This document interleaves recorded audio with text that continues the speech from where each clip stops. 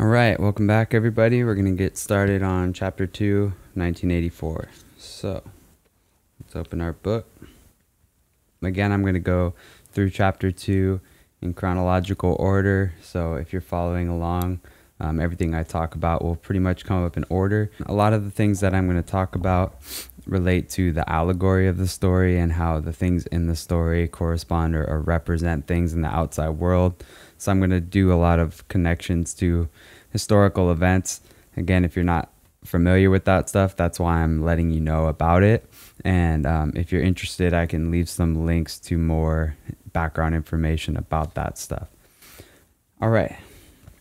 So chapter 2, remember in chapter 1, Winston just started writing in his journal and he hears a knock at the door, and that's where we leave off. So in chapter 2, a neighbor comes knocking, and one thing I'll note about that encounter is that she is not called Mrs., right? People aren't called Mrs. in this society, or Miss. They're called comrade, and that's an obvious reference to, the Soviet Union. A lot of communist regimes use comrade as a kind of equalizer. It doesn't matter what class you are, or if you're married or not. Everything is this allegiance to each other as like people. So they use the term comrade. Continuing here, we get some affirmation that my hypothesis, or the prediction that I made in chapter 1 about victory mansions, is correct. Again, we're reading satire, and we know that Orwell is largely satirizing these kinds of dictatorship regimes, whether it's far left or fascist or whatever it is. So Victory Mansions is falling to pieces. The heating is broken, or they turn it off for the economy drive, even in snowy weather, right? So they've got to save money, so you can't use your heater. And the repairs can take, Winston says, it could take up to 2 years to fix a broken window. And that's, satirizing the bureaucracy of the system. When you have a state that is so large, right, a governing body that is so large, it takes, years to get through all the simple as fixing a window. So that's why most of the residents take to the repairs themselves. When Winston goes into the neighbor's house, he sees the banners of the Youth League and the spies. And so this is really the biggest topic that we're going to talk about with chapter 2, is the role of children in the society. The spies and the Youth League are two sort of organizations. You might think of something like Boy Scouts or Girl Scouts now. But rather than having, taking kids on hikes and, doing kind of innocent stuff like that, the purpose of the Youth League and the spies is to indoctrinate children into the society, right? And to basically brainwash them. And so there's a lot that goes into this. So we're going to kind of start talking about that. The spies is the youngest organization, like for toddlers. And so that's the children that Winston sees. He sees they're in the outfit of the spies. And then the Youth League is like adolescent. The parallels here, there's a lot. First of all, we could talk about something from the Nazi party, like the Hitler Youth, right? If you're not familiar with the Hitler Youth, it's very similar to what Orwell is making fun of in Animal Farm, which happened similarly in the Soviet Union, which is taking children at a young age and indoctrinating them into the ways of the party. And so why would you do it to children? Why is it important that these are children? I mean, there's a lot going on. One, children implicitly have a trust for the people that are raising them. They don't really have a choice, right? Like a child trusts his parent or her parent implicitly because that's what they need to do to survive. And so what Hitler figured out, what Stalin figured out, is that you can exploit that, right? And take a person who is in authority, who a child is going to implicitly trust, and abuse that authority and make that authority a weapon to indoctrinate somebody. And so basically indoctrination is filling somebody's mind with an ideology rather than giving them tools to think on their own, rather than giving them critical thinking skills.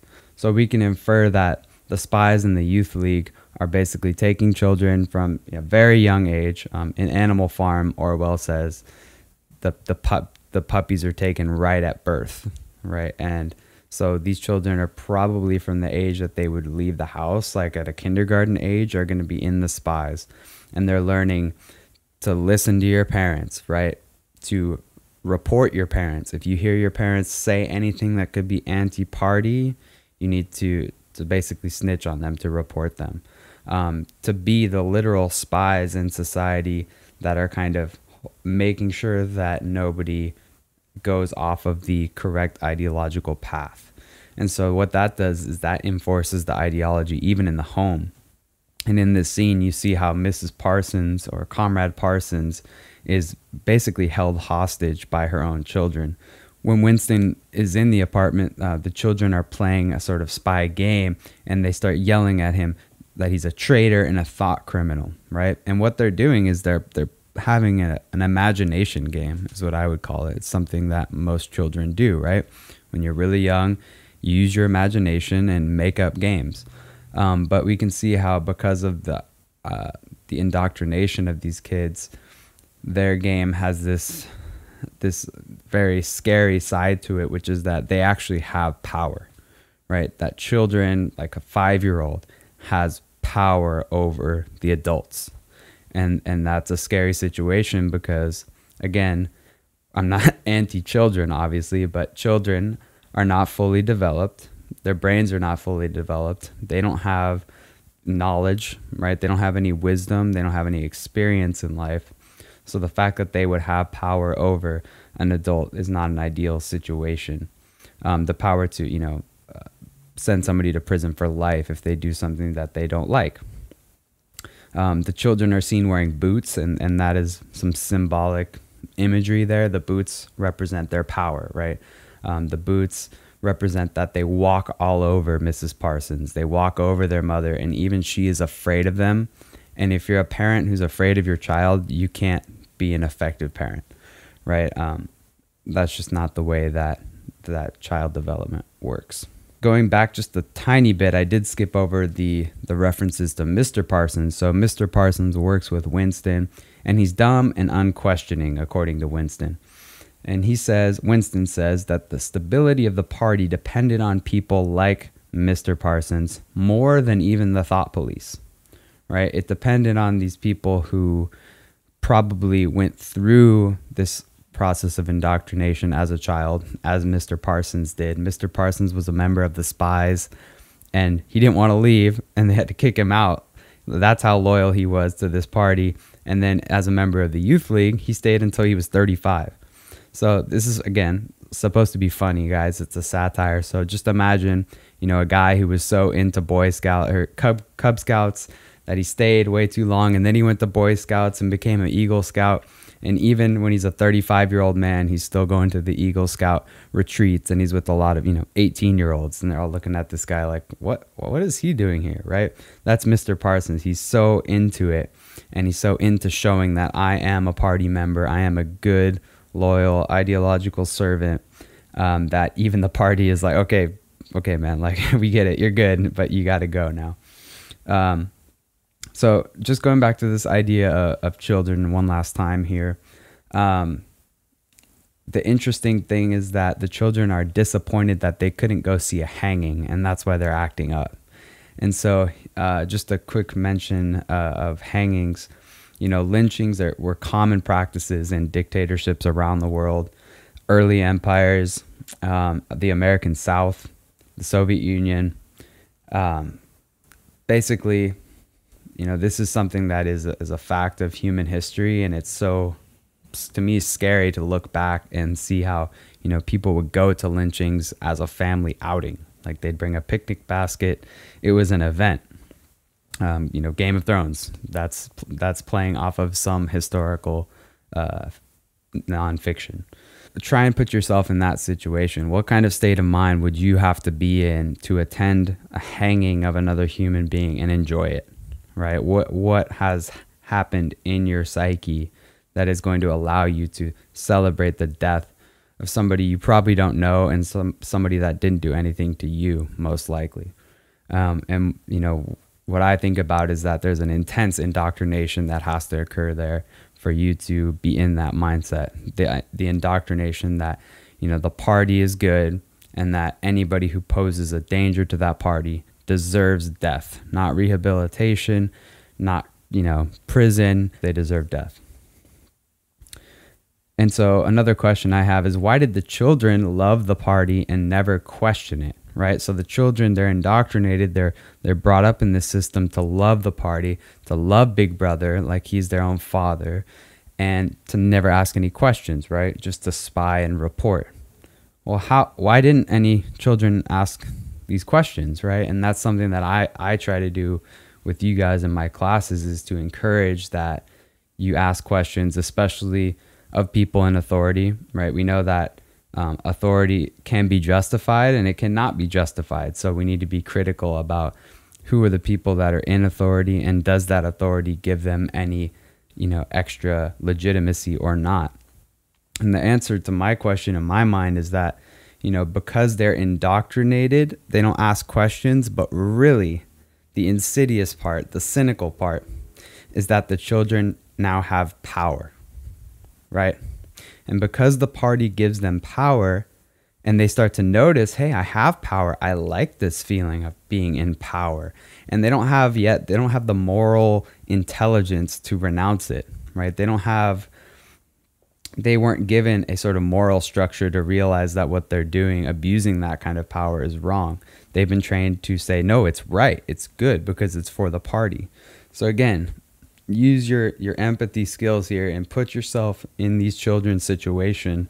It can be difficult, but imagine you're a 6-year-old kid who's given the infinite power, right? Would you be a responsible wielder of that power? For myself, I would say probably not, right? Because I was 6, okay? And that's something that the party recognizes, but they see that, hey, if we give the children this power, they're less likely to question it. And I think that doesn't just apply to children, that can apply to adults as well, right? If you're giving somebody a lot of power, that's incentivizing them to kind of look the other way, because if they go against that power, they have to give up their own power, and nobody likes to do that. Okay, so let's move on just a bit. We're almost through chapter 2. One more incentive, and that's a word I'm going to use kind of a lot. Incentive is just, a motivation to do something. Why would I do something? Because you're going to get a reward or an incentive. And so one of the incentives that children have to report on their own parents is that they are going to be reported as child heroes in the press, right? So Winston sees a press article referring to some child heroes who had just renounced their parents for thought crime, which would be something as simple as, a downcast look, or saying some little side remark in the house that wasn't really meaning anything, but doesn't fit with the ideology. Last but not least here, O'Brien speaks to Winston in a dream. And Winston can't remember if it was before he met O'Brien in real life, which would make this go along the lines of a prophecy. And we talked a little bit about a prophecy last video, and there's going to be some more talk about that in chapter 3. Prophecy kind of fits this sort of arc of a hero's journey. But anyway, the prophecy is that we shall meet in a place where there is no darkness. Kind of has like a riddle tone to it, and that's something that you guys can chew on and try to see if you can guess what's going to happen before it does. The press is, reporting that there's all these military victories happening and that the war is going to be reaching its end. And then they have to slide in that they have to reduce the chocolate rations. And so this kind of references what would happen a lot in the Soviet Union. I'm not familiar if this happened in Nazi Germany as well, but I believe it could have. The idea is that, because you're in a war, the patriotic thing to do, the party thing to do, is to support the war effort, right? And so if that means reducing or rationing for yourself, then that's what you have to do. We saw rationing in the United States, during some of our wars in the 20th century. And so basically the justification for a lowered ration is for the troops. Winston's looking out the window, seeing that London is being bombed up to 30 times per week. He feels lost and alone at the bottom of an ocean. And this is something that, again, fits into a hero's journey kind of storytelling narrative, which is the abyss, or a feeling of being lost and alone. Basically, imagine that you're at the bottom of the ocean, right? He literally says at the bottom of an ocean. And so I think that is a reference to this kind of feeling of abyss where everything's dark. There's no directions. There's no sunlight. You can't tell up from down. It's just that feeling of being completely alone. The feeling is solidified when he notices that Big Brother is always watching him. Nothing was his own except for the few cubic centimeters inside your skull, right? And that's what's so detrimental about thought crime, is that thought crime seeks to even exploit those few cubic centimeters inside your skull. The sacred principles of Ing Sak are revealed. So he still hasn't spelled out for us exactly what Ing Sak means. Maybe you've inferred it already. We'll figure it out in chapter 3 for sure. But the principles are newspeak, doublethink, and immutability of the past. So, we've already talked a little bit about newspeak and doublethink. Those are going to come up more often. Newspeak is just, for a short little reminder here, newspeak is just basically the new language that everybody uses that's condensed. Doublethink is the ability to maintain two contradictory ideas in your mind at the same time as being a true statement. So those were occurring in chapter 1, the slogans of the party. War is peace, freedom is slavery, and ignorance is strength. Sorry about that, I got a text. So those contradictory ideas that don't make sense together, but somehow you have to do a mental gymnastics to be able to believe, that is doublethink. But the mutability of the past is the main thing that I wanted to talk about here. Winston is really aware that the past is gone forever, right?